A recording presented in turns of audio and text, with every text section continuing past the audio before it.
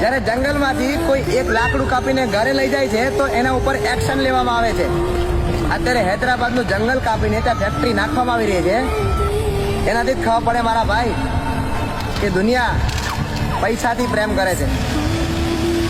બાકી પ્રાણીઓને શું ખબર કે જીવન જીવવા માટે પૈસાની જરૂર પડે છે, કે જીવન જીવવા માટે પૈસાની જરૂર પડે છે, જીવન જીવવા માટે પૈસાની જરૂર પડે છે. તો મારે ખાલી એટલું જ કહેવું છે કે આ પ્રાણીઓના માટે ઊભા રહો. કંઈ તમારાથી થાય નહીં, પણ ત્યાં જંગલ કાપતું અટકાવવા માટે ત્યાં ખાલી ઊભા રહો.